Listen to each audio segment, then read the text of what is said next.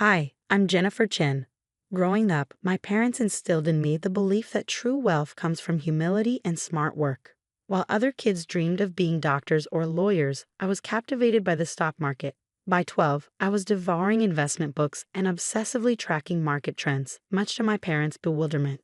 Sweetie, maybe you should spend more time with your friends. My mom would suggest, eyeing me over stacks of financial reports. This is fun for me, Mom, I'd reply without looking up. Did you know Warren Buffett bought his first stock at 11? She chuckled, shaking her head. Just promise me you won't forget to live while you're planning your empire. That promise grew harder to keep as my hobby turned into a passion and eventually expertise. By 16, I was managing a modest portfolio with my savings and allowance. Winning a full scholarship to study finance at Harvard felt like destiny. At Harvard, I met Michael. He was studying business administration, charming, ambitious, and aiming to climb the corporate ladder. We met during finals week, both reaching for the same economics textbook. Ladies first, he said with a warm smile. I laughed. Thanks, I'm Jennifer. Michael. Maybe we could study together. What began as a shared study session blossomed into daily coffee dates, then a relationship. Unlike others I'd met, Michael admired my ambition. You're going to dominate the business world, he'd say, watching me dissect market trends. Any company would be lucky to have you. What he didn't know was that I wasn't planning to work for anyone else. My scholarship covered everything, so I funneled my earnings into investments. By graduation, my portfolio had grown exponentially. But I kept it quiet. I wanted success on my terms, not as the girl with the trust fund. Michael landed a prestigious job at Sterling Industries, a major tech firm in Boston, while I chose to work independently. When I declined several high-profile offers, Michael was skeptical. Are you sure? He asked. These are dream opportunities. I have my own plans, I replied with a smile. Trust me. A year later, we got married in a modest ceremony. Michael's mother, Patricia, was less than thrilled with my career choice. Investment consulting, she'd sneer. Is that even a real job?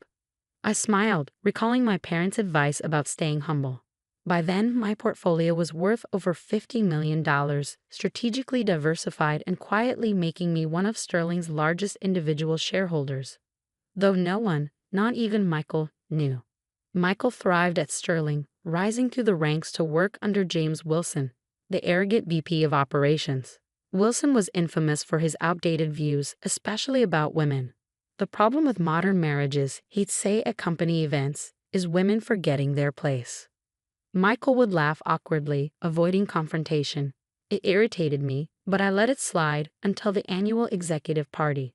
Sterling was unveiling restructuring plans, and as a key shareholder, I had a vested interest in attending. Are you sure you want to come? Michael asked. These events can be dull for non-employees. I think it's time I took a closer look at your work, I replied, carefully applying my makeup.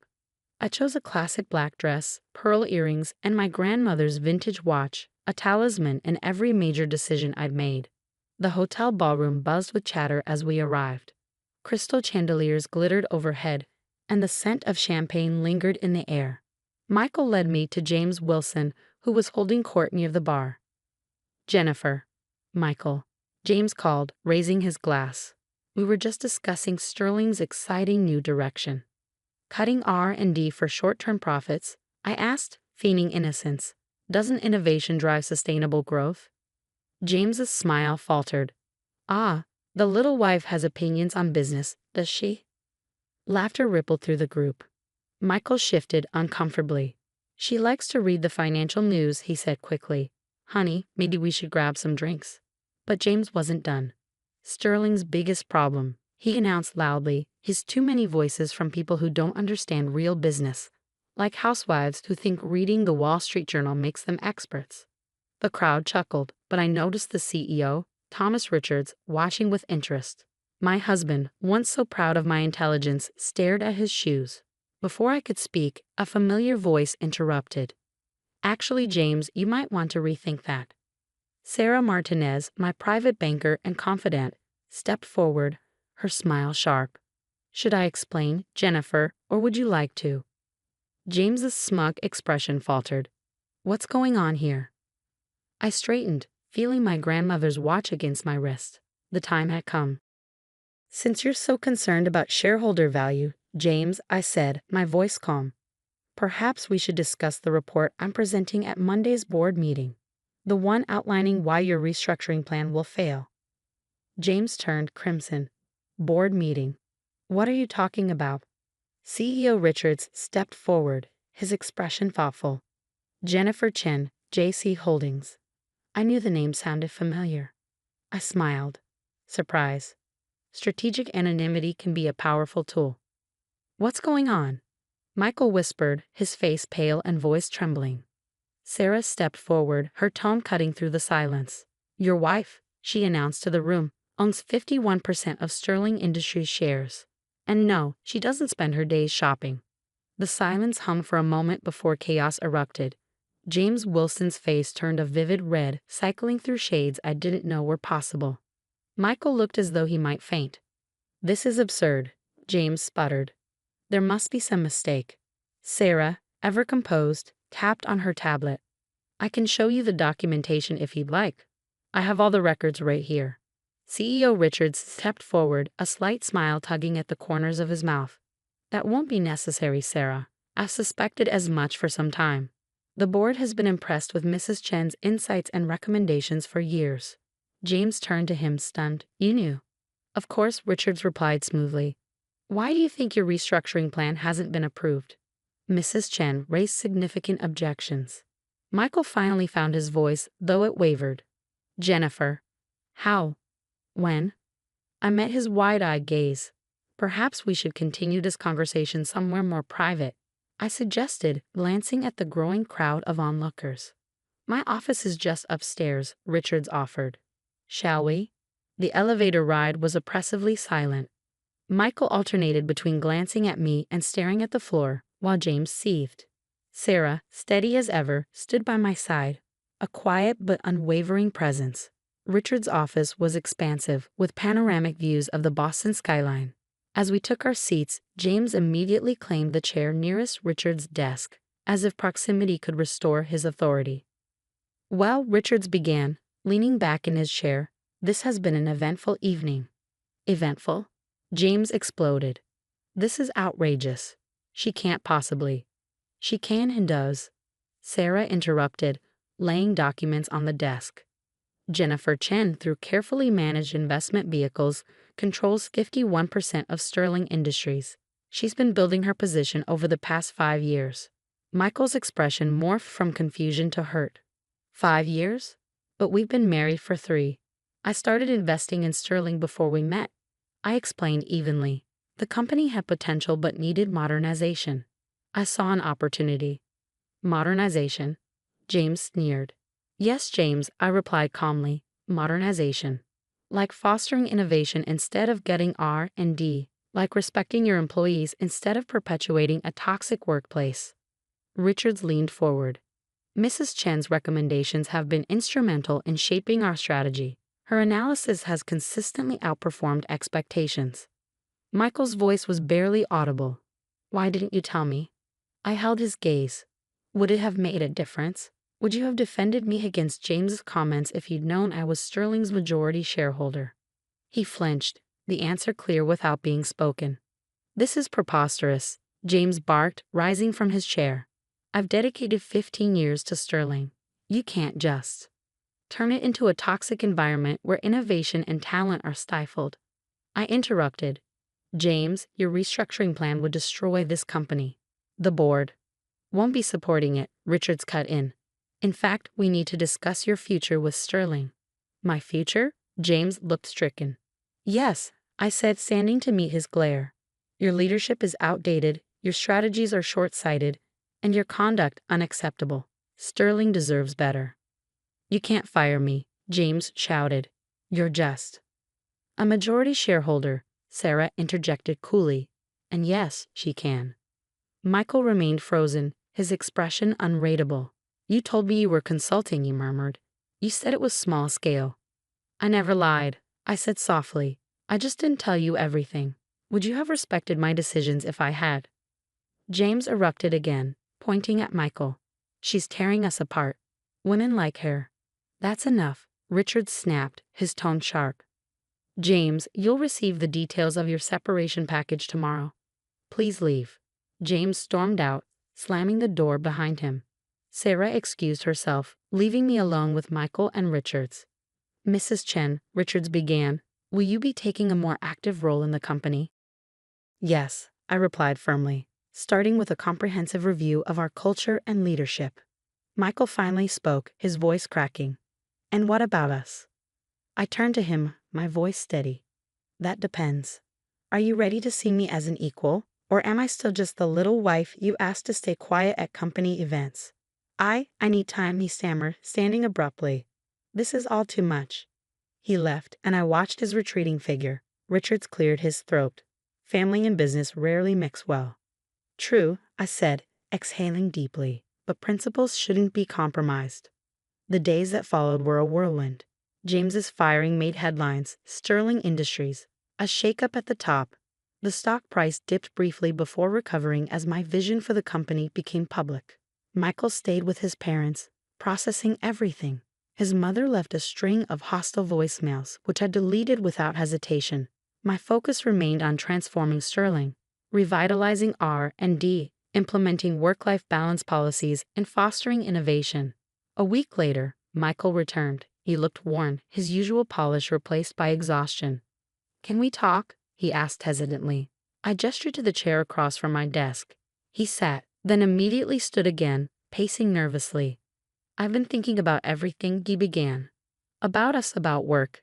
And? I prompted. I was wrong, he admitted, his voice low.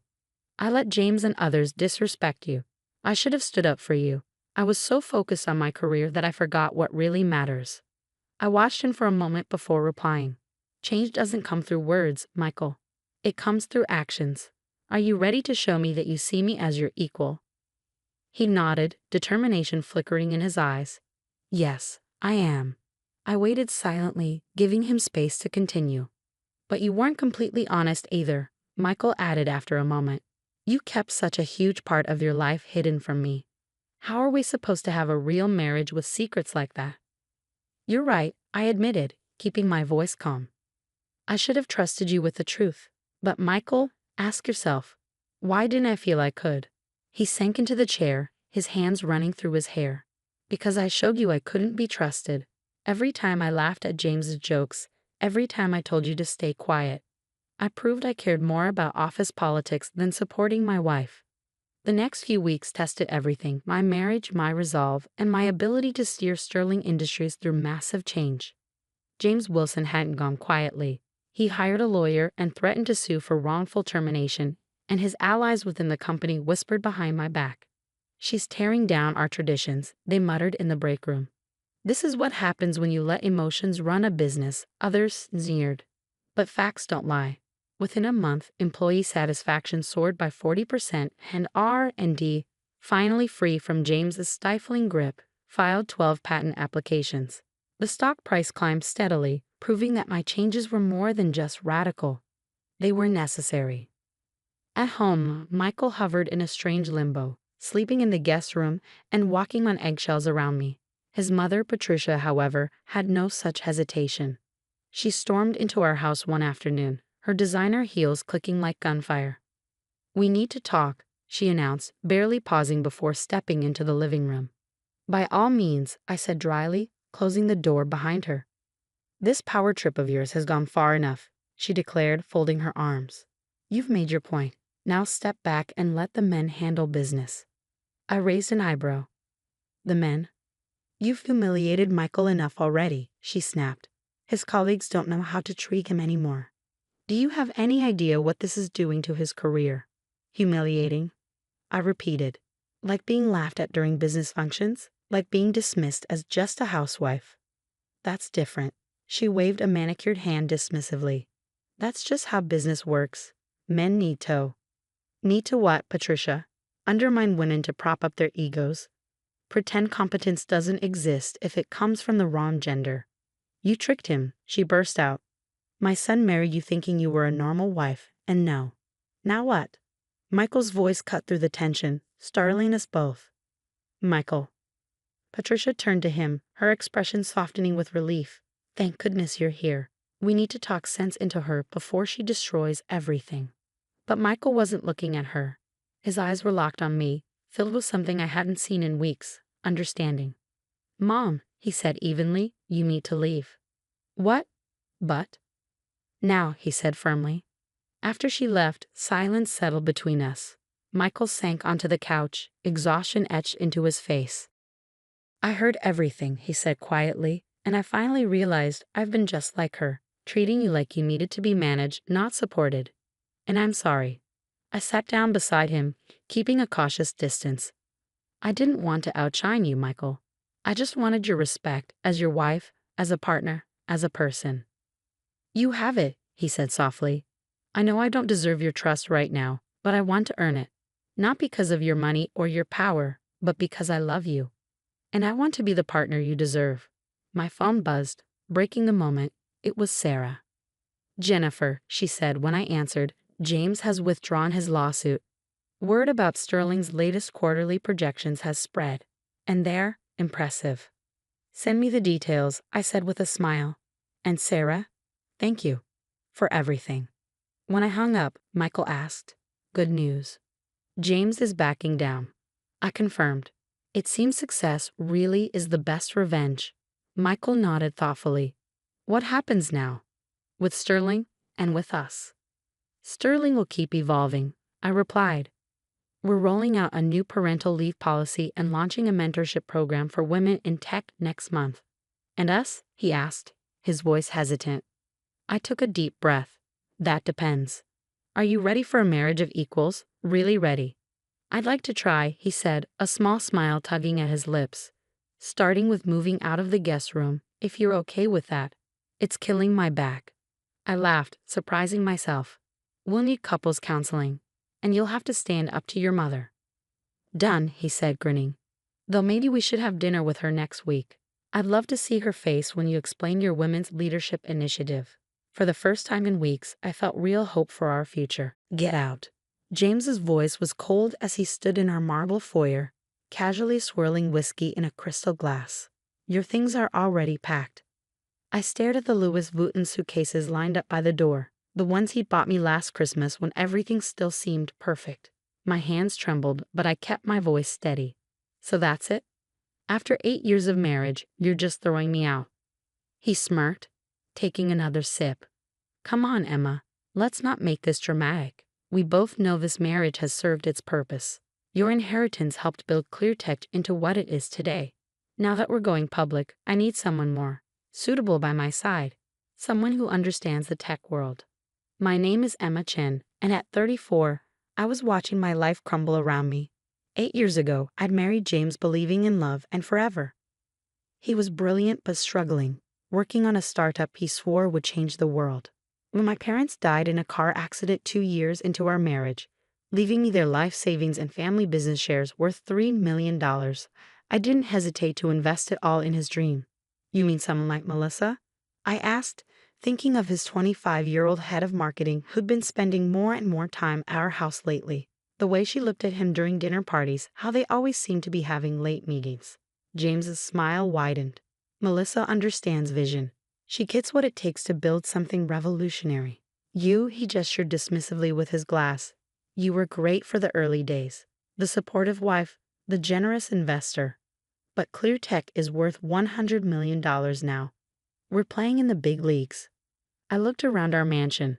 The sweeping staircase, the chandelier that cost more than most cars, the art I'd carefully selected to make this place feel like home. All of it built with my family's money, my trust, my love. "The board meets tomorrow to finalize the IPO," James continued, checking his Rolex. "Another gift bought with my inheritance. Melissa and I need to prep. So if we could wrap this up." I walked to the suitcases, my heels clicking against the marble floor. Each step felt heavy with 6 years of memories. The dinner parties I'd hosted to help him network, the nights I'd stayed up listening to his ideas, the vacations we'd canceled because he needed to work. I believed in him completely, had been so proud to help build his dream. "You know what's funny?" I said, turning to face him. "You think you've won, that you've played this perfectly." He raised an eyebrow, amused. "Haven't I? ClearTech is about to go public. I'm about to become one of the youngest tech billionaires in the country. And you? He shrugged. You'll get whatever the prenup stipulates, which, if I remember correctly, isn't much. I smiled, thinking of everything he didn't know. The quiet moves I'd made over the past year as I watched him grow more distant, more arrogant. The careful planning that would turn his smug grin into shock. Good luck with the IPO, James, I said, grabbing my suitcases.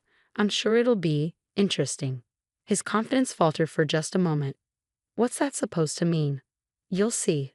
I walked out without looking back, the heavy door closing behind me with a final thud. What James didn't know, what he'd been too arrogant to even consider, was that I wasn't as naive as he thought. Growing up in a business family had taught me to always protect myself. While he was busy building his empire and courting Melissa, I'd been watching, learning, and preparing. The inheritance he used to build ClearTech? I had documentation for every penny, dated, notarized, and safely stored with my lawyer. The early company contracts, all carefully preserved, showing my role as more than just a silent investor. The long hours he claimed to be working, I had proof of much more interesting activities. But my real insurance policy was something far more valuable, something that would make tomorrow's board meeting very interesting indeed. I checked into the Four Seasons, a small indulgence I planned ahead for. As I unpacked, my phone buzzed with a text from my best friend Lauren. Are you okay? Did you do it? It's done, I replied. He kicked me out just like we expected. Melissa's already moving in. That smug bastard, she texted back. He has no idea what's coming, does he? I smiled, thinking of the documents safely stored in my laptop. Documents that would turn James's perfect plan upside down. No, I wrote. He doesn't. That night, I sat in my hotel room watching the city lights twinkle below. 6 years ago, James had been a struggling entrepreneur with big dreams. I believed in those dreams, had wanted to be part of building something meaningful. The $3 million from my parents had seemed like fate, a way to honor their memory by helping create something amazing. I remember the day I transferred the money to ClearTech's account. James had hugged me tight, promising we'd build an empire together. You and me against the world, he'd said. Partners in everything. Now here I was, kicked out of my own house so he could move in his girlfriend. The wife who funded his success discarded like yesterday's news. But James had made one crucial mistake. He'd underestimated me. Growing up watching my father run his business, I'd learned that trust was good, but documentation was better. My phone buzzed again, this time with an email from my lawyer, Sandra. Everything's in place for tomorrow. Are you sure you want to do this? Once we move forward, there's no going back. I thought about James's smug smile as he dismissed me, about all the nights I'd spent alone while he was working late with Melissa, about how he thought he could use me and throw me away. Unsure, I replied, let's show them what I'm really worth. Tomorrow, James would learn that his perfect plan had one fatal flaw. Me, and I was done being underestimated. As I walked into ClearTech's gleaming headquarters the next morning, the security guard did a double take. Mrs. Chen. Mr. Wilson said, that I wouldn't be coming in anymore. I smiled, sliding my still valid ID card across the desk. He was mistaken about a lot of things, Tom. The elevator ride to the top floor felt surreal. How many times had I visited James here, bringing him lunch during late nights or attending company events? The modern art on the walls, the sleek furniture in the reception area, all of it chosen with my inheritance money. I could hear voices from the boardroom as I approached. James was mid-speech, his voice carrying that confident tone I'd once found so charming. Which is why this IPO will position ClearTech as the leading innovator in cloud security, our proprietary technology. I pushed open the door, and the room fell silent. 12 board members turned to stare at me, their expressions ranging from shock to discomfort. James stood at the head of the table, his presentation frozen on the screen behind him. Next to him, Melissa's perfectly made-up face paled. Emma, James recovered quickly, his smile tight. This is a private board meeting. You shouldn't be here. I took a seat at the far end of the table, placing my laptop in front of me. Actually, I have every right to be here. As a major stakeholder in ClearTech, I think the board should hear what I have to say before voting on the IPO. One of the board members, an older man named Richard, leaned forward. Mrs. Wilson, we were under the impression that you had no official role in the company. It's Ms. Chen. I corrected him, opening my laptop, and that impression was incorrect. In fact, there's quite a lot about ClearTech that needs clarification. James's facade cracked slightly. Emma, don't do this. Whatever you're thinking. I connected my laptop to the presentation screen, and the room gasped. There on display was the original investment agreement, $3 million transferred from my personal account to start ClearTech, with clear terms about my role as a founding investor. As you can see, I said calmly, my investment wasn't just a wife supporting her husband. It was a formal business arrangement with specific conditions about my involvement in major company decisions, like, say, an IPO.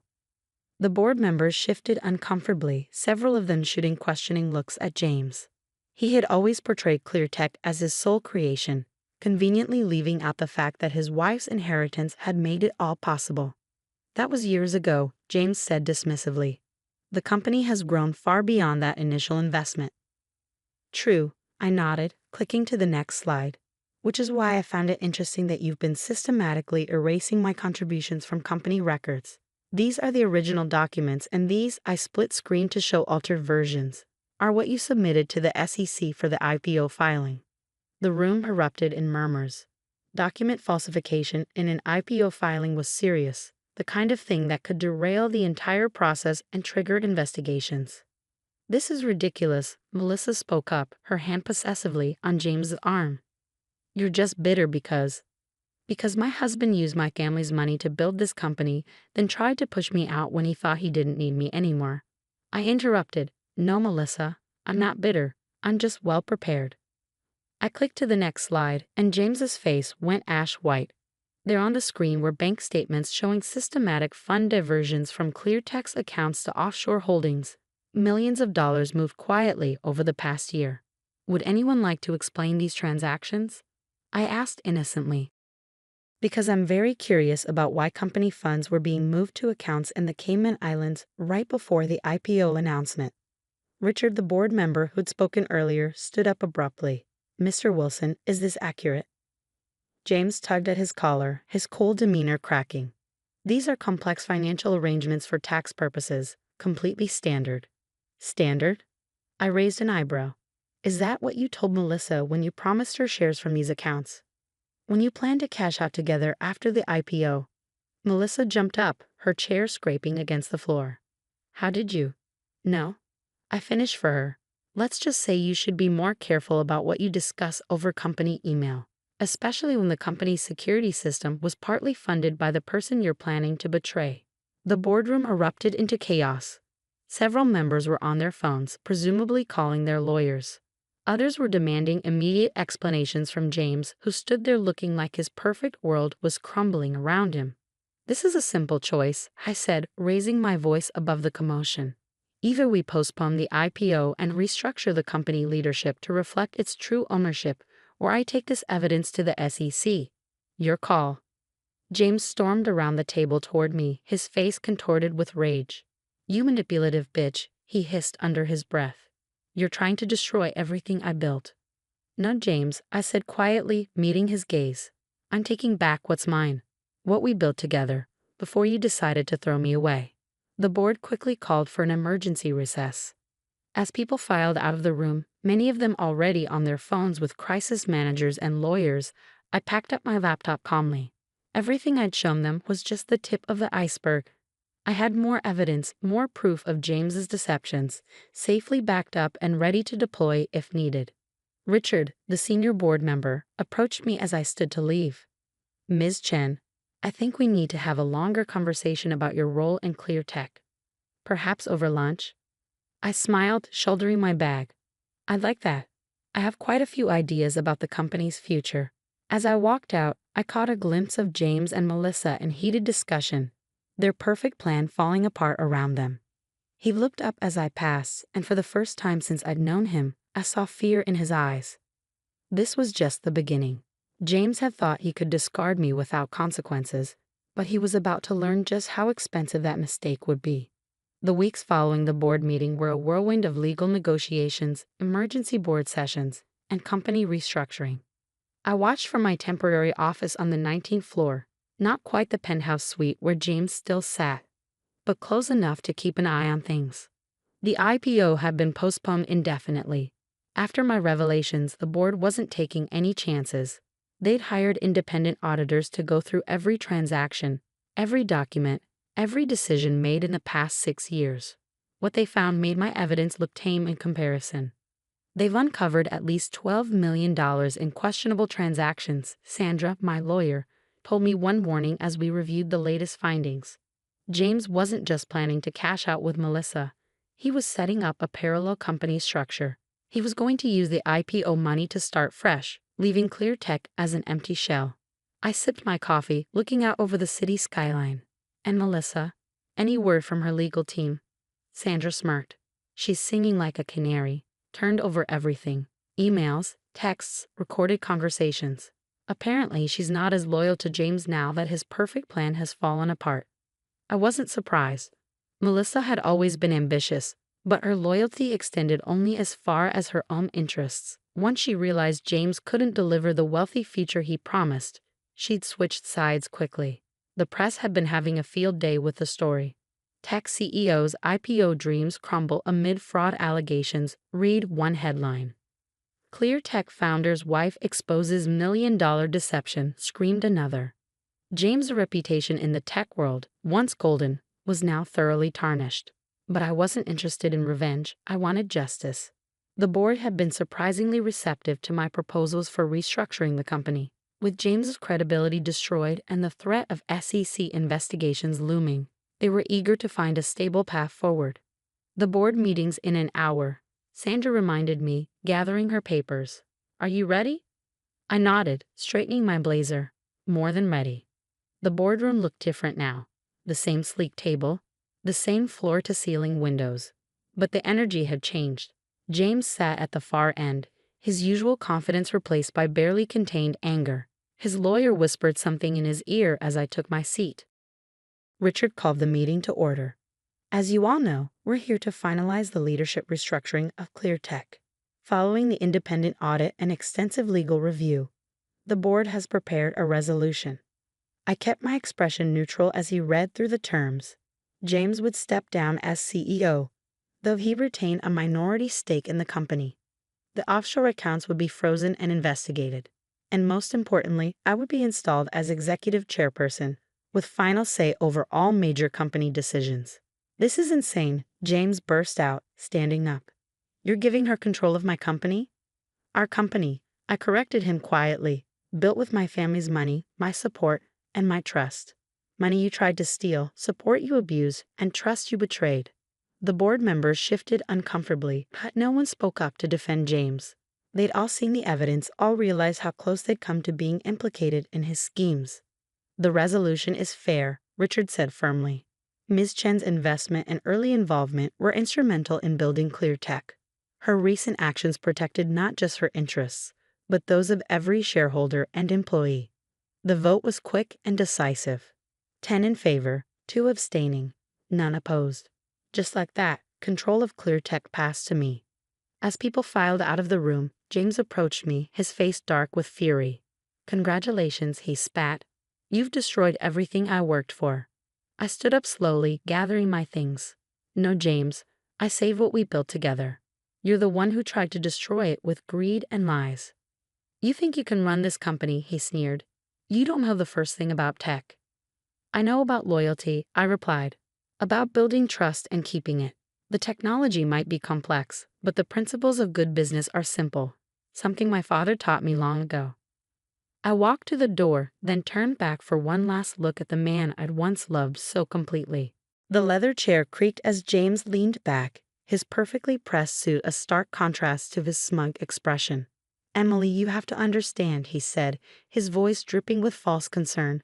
Managing this kind of money requires experience.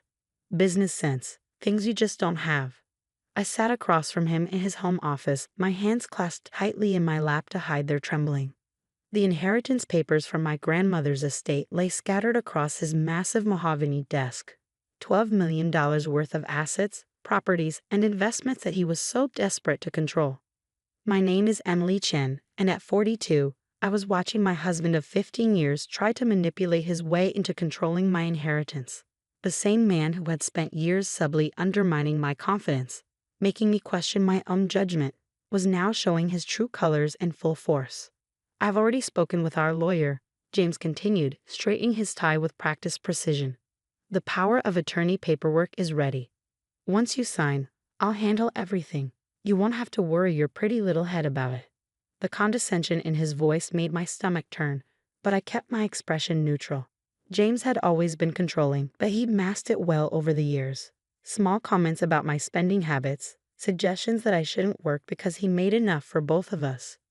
Gentle criticisms about my decision-making that eroded my confidence bit by bit. But what James didn't know, what I'd made sure he didn't know, was that I wasn't the same naive woman he'd married 15 years ago.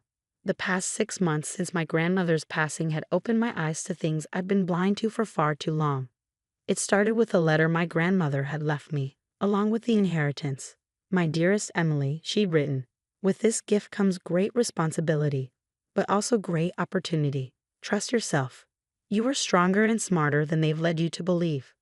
Those words have struck something deep within me. My grandmother had always seen through James's facade, though she'd never directly criticized him. Instead, she'd spent years quietly preparing me for this moment, teaching me about investments, business, and most importantly, self-reliance. The day after I received the inheritance notice, I made an appointment with Sarah Chin, no relation, a financial advisor my grandmother had recommended. James didn't know about these meetings. I'd scheduled them during what he thought were my yoga classes. Your grandmother was a shrewd businesswoman, Sarah had told me during our first meeting. She built this fortune from nothing, and she chose you to carry on her legacy. Not your husband, not your cousins. You. Over the next few months, while James was busy plotting how to take control of my inheritance, I was quietly putting things in motion. Weekly meetings with Sarah, consultations with my own lawyer, not the family lawyer James had chosen, and careful documentation of every manipulative comment and action from my husband. I'd learned that James had been making inquiries about the inheritance before my grandmother's will was even read, speaking to financial advisors and lawyers about how to protect the assets. What he really meant was how to control them. Now, sitting in his office, watching him lay out his plans as if they were already set in stone, I felt a strange sense of calm. The fear and self-doubt he cultivated in me for years had been replaced by something stronger, certainty. Are you listening, Emily? James's sharp tone cut through my thoughts.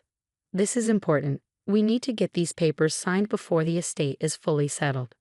I met his gaze, keeping my voice steady. I hear you, James. You want power of attorney over my inheritance.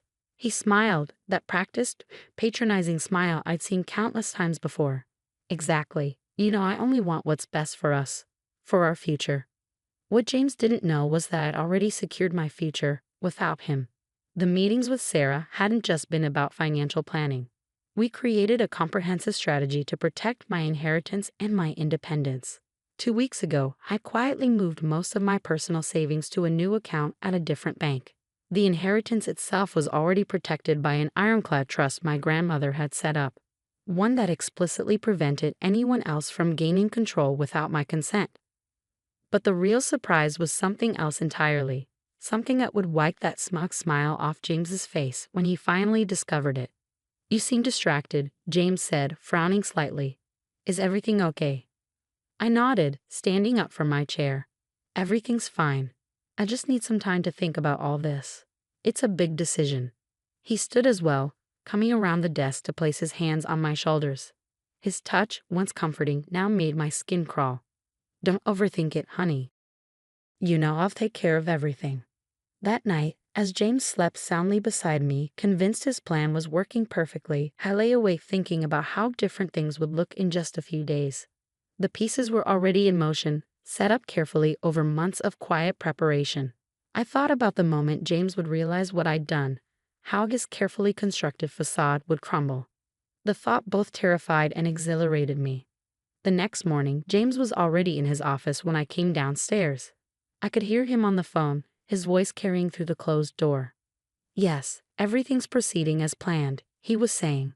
She'll sign the papers this week. No, she has no idea about any of it. Trust me, I know how to handle my wife. I felt a familiar twist in my stomach at his words, but this time it was accompanied by something else. Determination. I pulled out my phone and pressed record, adding yet another piece of evidence to my growing collection. Later that day, I met with Sarah in a small cafe across town. James thought I was at my book club. Another convenient excuse I cultivated over the months. "Everything's ready," Sarah said, sliding a folder across the table. "Are you sure you want to do this?" I opened the folder, reviewing the documents inside. Everything was there: bank statements, transfer records, and most importantly, proof of James's attempts to manipulate his way into controlling my inheritance. "Unsure," I replied, closing the folder. "He's left me no choice." Sarah nodded, her expression serious. "The meeting with the estate lawyers is scheduled for tomorrow. James thinks it's just a routine signing, doesn't he?" "Yes," I said, taking a sip of my coffee. "He has no idea what's really going to happen." That evening, James was in an unusually good mood. He ordered takeout from my favorite restaurant, opened an expensive bottle of wine, and was being extra attentive. I knew what this was: his way of buttering me up before the meeting tomorrow. "I've been thinking," he said as we sat down to dinner. "After we get everything sorted with the inheritance, we should take a vacation. Maybe that trip to Europe you've always wanted?" I smiled, playing along. "That sounds lovely." He reached across the table to take my hand, his thumb stroking my palm in what he probably thought was a soothing gesture. "I know all this legal stuff has been stressful for you, but after tomorrow, you won't have to worry about any of it. I'll handle everything." I squeezed his hand gently, thinking about how different things would look in just 24 hours. "You're right, James. After tomorrow, everything will be different." As we got ready for bed that night, I watched him go through his usual routine, checking his phone one last time, setting out his clothes for tomorrow, meticulously arranging everything just so. James had always been about control, about maintaining the perfect image. "Big day tomorrow," he said, climbing into bed beside me. "Try to get some sleep." I lay there in the dark, listening to his breathing even out as he drifted off to sleep. Tomorrow would indeed be a big day, just not in the way he expected. I thought about the past 15 years, about all the little moments that had led to this. The way James had gradually isolated me from my friends, how he discouraged me from pursuing a career, his constant subtle criticism disguised as concern. But I also thought about my grandmother, about her strength and wisdom. She'd seen this coming long before I had, and she prepared me for it in her own way. "Remember, Emily," she told me once, "true strength isn't about having power over others. It's about having power over yourself." Tomorrow, I would finally show James exactly what that meant. The next morning dawned bright and clear. I watched James get ready for the meeting, methodically knotting his silk tie and adjusting his cuffs. Every movement precise, controlled, just like everything else in his life. "Wear something professional," he said, eyeing my casual attire with disapproval. "First impressions matter, even if it's just a signing." I nodded, hiding my amusement at his assumption that this was just another signing. While he finished getting ready, I changed into a tailored navy suit, one my grandmother had helped me pick out months ago. "Every warrior needs proper armor," she'd said with a knowing smile. The drive to the law office was quiet. James kept glancing at me, probably interpreting my silence as nerves. His hand patted my knee in what he likely thought was a reassuring gesture. "Just follow my lead," he said as we pulled into the parking lot. "Let me do the talking." The law office of Morrison and Associates occupied the entire top floor of a sleek downtown building. As we stepped out of the elevator, I saw James's shoulders straighten, his game face sliding into place. He had no idea what was waiting for us behind those glass doors. "Mr. and Mrs. Preston," the receptionist greeted us with a professional smile. "They're ready for you in the main conference room." James strode ahead of me, confident as always. But when we entered the conference room, his steps faltered. Instead of just the estate lawyer he expected, the long table was occupied by several people: Sarah Chen, my financial advisor; Marcus Wong, my personal attorney; and Catherine Morrison herself, the firm's senior partner. "What's going on?" James asked, his voice sharp. "I thought this was just a signing." "Please have a seat," Catherine said, gesturing to the chairs.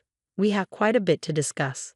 I took my seat at the head of the table, not beside James where he clearly expected me to be. His face tightened as he lowered himself into a chair, his knuckles white where they gripped the armrests. Catherine opened a folder in front of her.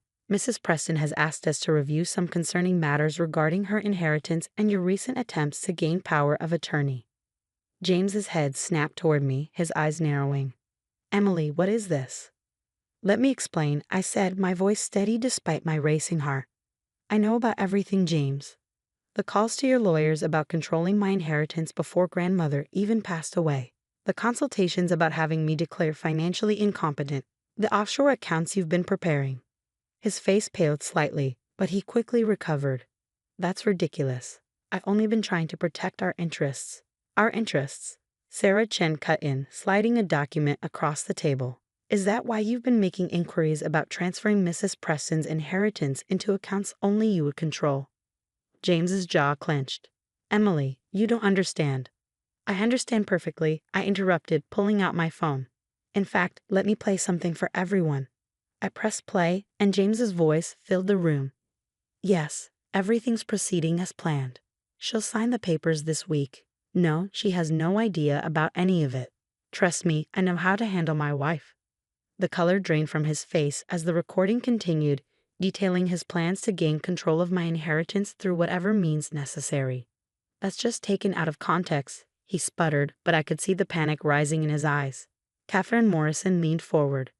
Mr. Preston, we have documented evidence of multiple attempts to fraudulently gain control of your wife's inheritance. Would you like to explain that? James's composure finally cracked. Emily, he hissed, you have no idea what you're doing. You need me. You've always needed me. I met his gaze steadily. No, James. I don't need you. I never did. What I needed was to see you for who you really are. Marcus Wong cleared his throat. Mrs. Preston has already taken steps to protect her inheritance through a series of trusts that you cannot access. Additionally, he paused, sliding another document forward. These are divorce papers. James stared at the papers, his face contorting with rage. Divorce? You can't be serious. After everything I've done for you? Everything you've done to me, I corrected. The manipulation, the control, the constant undermining of my confidence, it stops now. You'll never manage without me, he spat, his carefully maintained facade completely crumbling. You're nothing without me. Nothing. I stood up, placing my hands flat on the table. That's where you're wrong, James. I'm not nothing. I'm my grandmother's granddaughter, and she taught me better than to let someone like you control my life. Sarah Chen spoke up. Mrs. Preston has demonstrated remarkable financial acumen over the past 6 months. She's already made several successful investment decisions that have increased her inheritance by 15%. James's head whipped around. 6 months? You've been planning this for 6 months? Actually, I said, allowing myself a small smile. Grandmother and I had been planning this for years. She saw right through you from the beginning. Every lunch date, every shopping trip, she was teaching me, preparing me for this moment. Catherine Morrison pulled out another set of documents.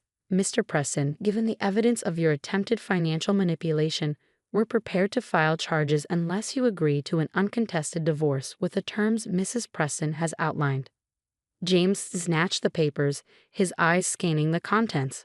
With each page, his face grew redder. You can't be serious. You expect me to just walk away with nothing. Not nothing, I corrected. You can keep your own assets, but my inheritance, my grandmother's legacy, that stays with me, where it belongs. This is insane, he muttered, running a hand through his perfectly styled hair. You've all lost your minds. No, James, I said quietly. For the first time in 15 years, I'm thinking clearly. You have until the end of the week to decide. Sign the papers and walk away or face fraud charges. Your choice. He stood up abruptly, his chair scraping against the floor. You'll regret this, he snarled. You have no idea what you're doing. As he stormed out of the conference room, I felt a weight lift from my shoulders. Years of subtle manipulation, of doubting myself, of trying to be what he wanted. All of it falling away with each step he took. Catherine waited until the door closed behind him before speaking. Are you all right, Mrs. Preston? I nodded, surprised to find that I truly was. Yes, I am. For the first time in a very long time, I really am. The next few weeks were a whirlwind.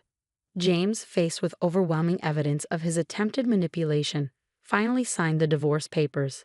He moved out of our house, my house now, taking only his personal belongings.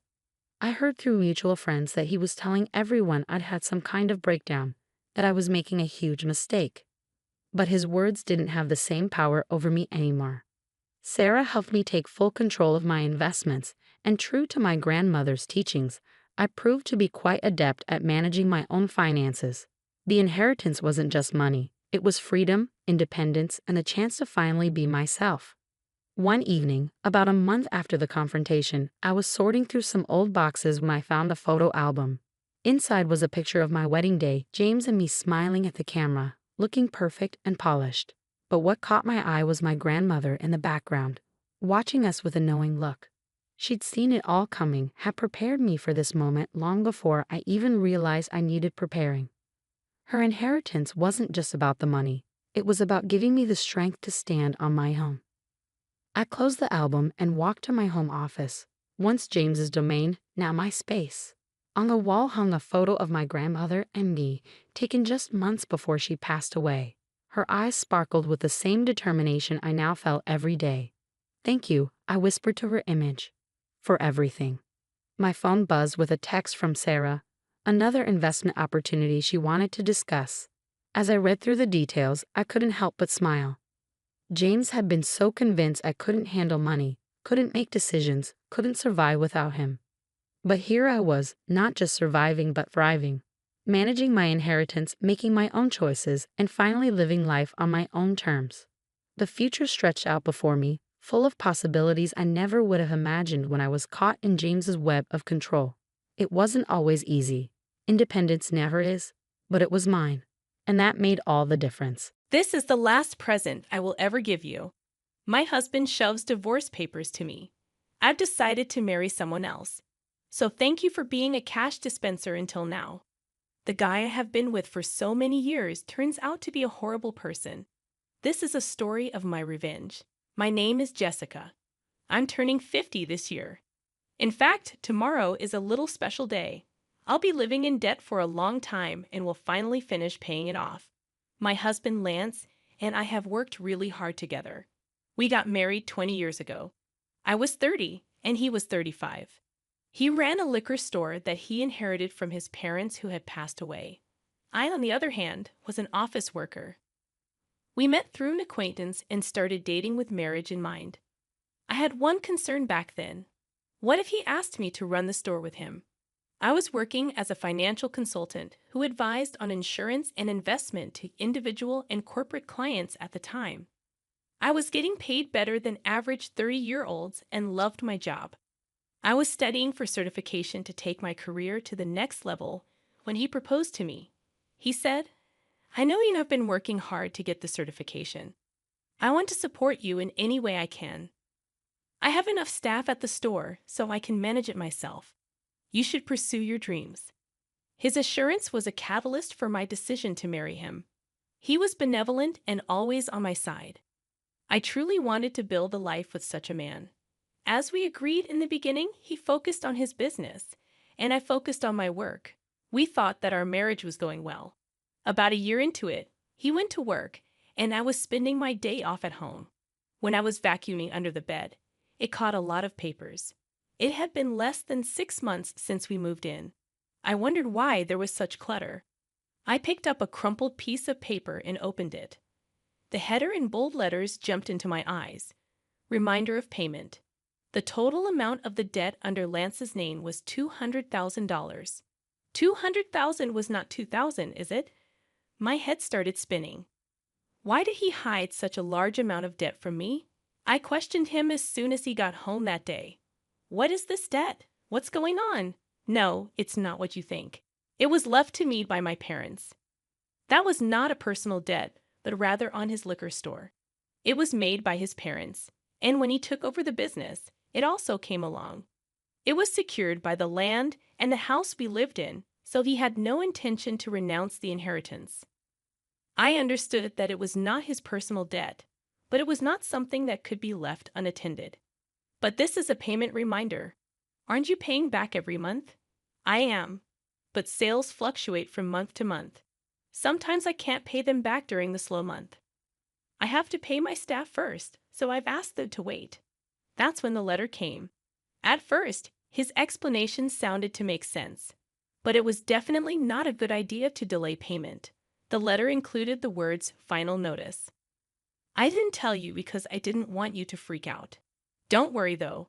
Business is on track, and we haven't been evicted from the house, right? That's true, but I looked at him anxiously. Then he mentioned something unexpected.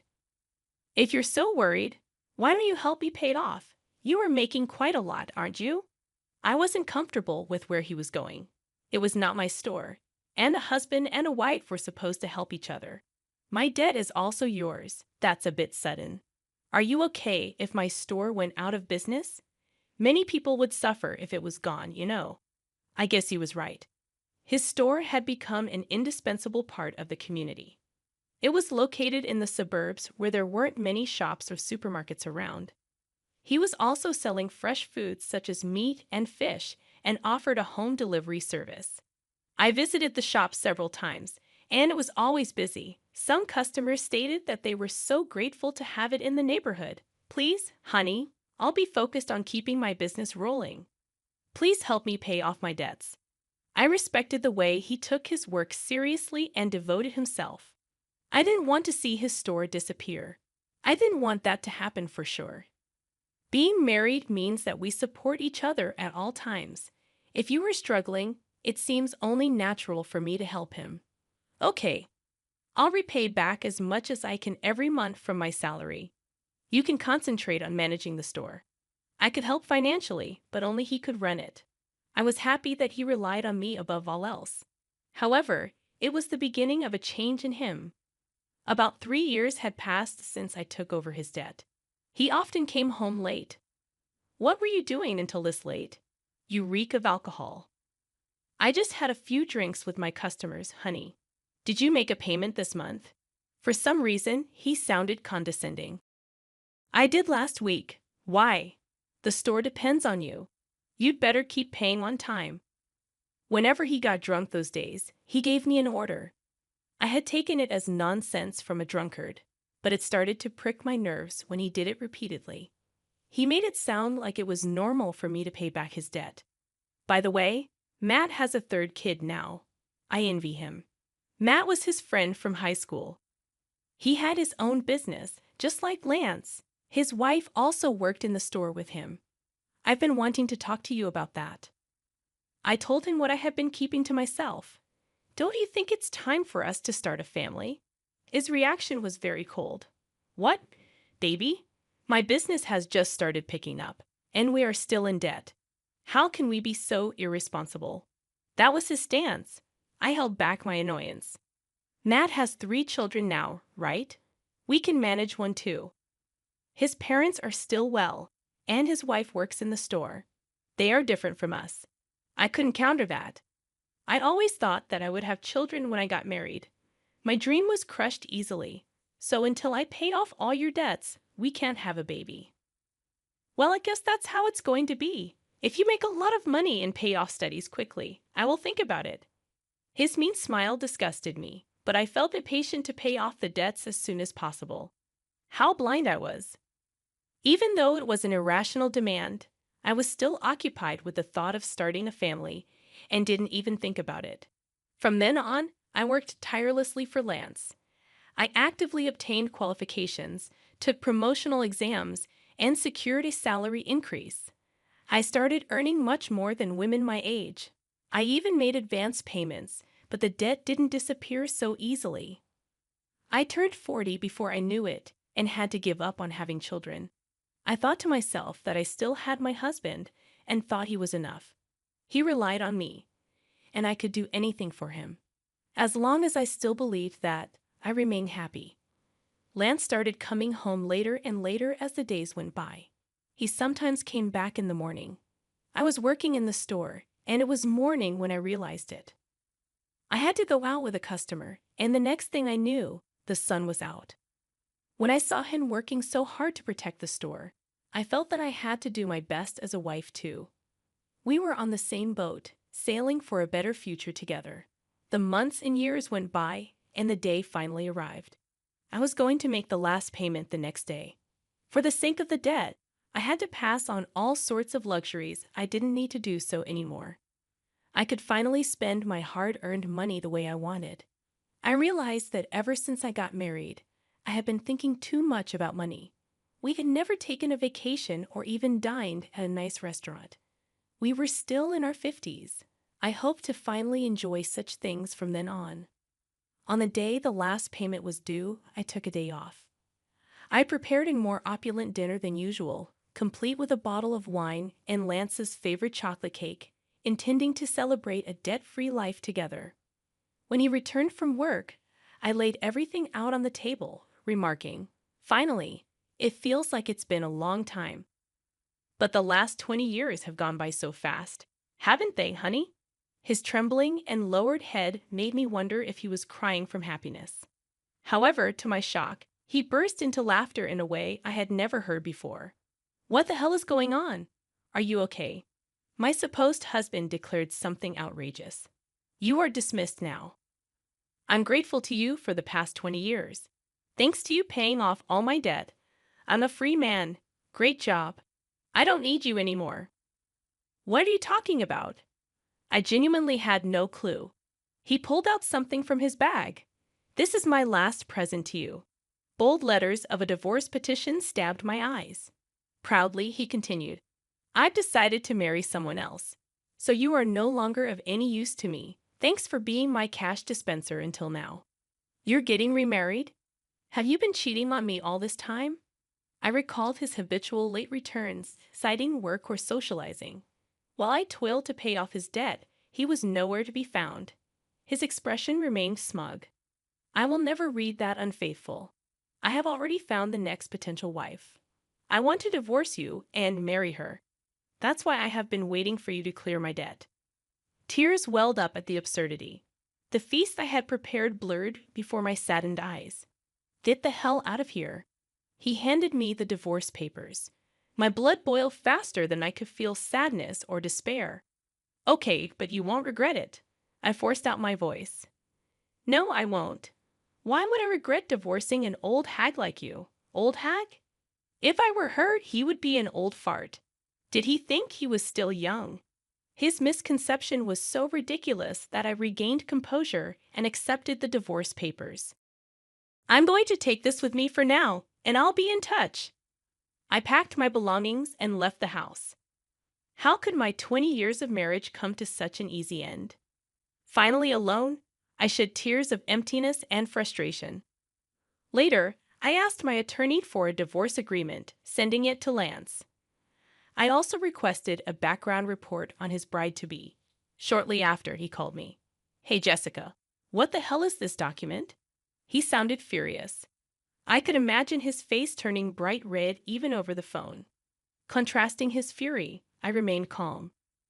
"That is a divorce agreement. What about it?" "I know what it is. What I'm talking about is this loan agreement. Why do I have to pay you back?" He sounded distraught, yelling, "This is crazy. This is not right." Referring to the repayment of the loan between spouses during the marriage, he protested against returning the money I paid on his behalf. "This is ridiculous. You decided to do it out of your goodwill, didn't you? Why are you digging up the past?" "What do you mean?" "I did it as your wife. If we divorce, that's a different story." Regret hit him. He just realized it. When he asked for a divorce, I immediately thought of making him repay my head. My profession involved dealings with insurance and investments, giving me contacts with experienced attorneys. I consulted them right away. The total, including interest, was a little over $300,000. I was determined to have him pay me back precisely that. That was all I asked for. He grasped the seriousness, seeing the name of a locally famous attorney on the document. "Ludicrously," he said, "you know that I don't have much money." "Sell the store to fund it then." "If I do that, I won't have anything left. You're only 55. You could still find a job if you wanted to. Give me a break." The conversation made no sense. I wanted to hang up, but there was one last thing to check. "How's it going with your new bride-to-be?" "None of your business." I burst out in laughter. It seemed like he was going through a lot. "Good luck." I was about to hang up. "Wait a minute." I've decided not to marry her. We can start over. For some reason, he pleaded with me. I yelled my last words and hung up. Start over? Don't kid yourself. I don't want you. I had been married to such a man for 20 years. Did I look more ridiculous than him in the eyes of others? I respected him until the divorce. I had watched him work hard for the store and his customers. 20 years later, I realized he was just a fool. The mentioned remarriage started with innocent flirtation with a part-time university student, Melissa. You are so cute, Melissa. Will you be my wife? She played along, jokingly replying, well, I would think about it if you let me be a full-time housewife. The truth was, he believed she was serious. Marrying a man nearly 40 years her senior seemed like a mere joke to her. It turned horrifying when he persistently pressed her to marry him, leading her parents to intervene and obtain a restraining order against him. Reading the private investigation report, I laughed so hard I hyperventilated. When he came home late, I assumed he was working hard, unaware of the truth. Instead, he was hitting on young girls at bars and strip joints, boasting, I'm surprisingly popular with young girls. I'm a salesman, so I have this easy-to-talk-to aura and get along with them. And I'm told that I look younger. Don't you think so? The girls apparently cringed at his comments. With no use for his older wife and viewing me only as a cash dispenser, his misconceived self-image turned him into a somewhat laughable stalker who almost got in trouble with the police. Perhaps it would have been better if he had cheated on me. Unfortunately, he couldn't even find a mistress. The reason behind his pursuit of a young girl was his friend Matt having a grandchild. Matt recounted, as soon as he saw my grandchild, he said he wanted to have a child himself. I scolded him, saying he shouldn't say such a thing. You had been paying his debt for him. He was absolutely mortified. I'm glad I didn't spend my golden years with that man, I muttered. My divorce finalized, and despite unclear property division, he gave up due to my attorney's reputation. I wondered how such a gutless person had stayed in business. He sold the store to pay me back. Fortunately, just before the sale, his employees abandoned him. Customers frowned at him for giving up a family business. When they learned the reason was to pay his ex-wife, shock spread through the community. He got what he deserved when he demanded a divorce. A true story that sounded like a comedy circulated. Even if he hadn't sold the store, the bad publicity would have affected his business. Selling before bankruptcy was probably a blessing. The money wasn't enough, so he still works part-time to pay me back.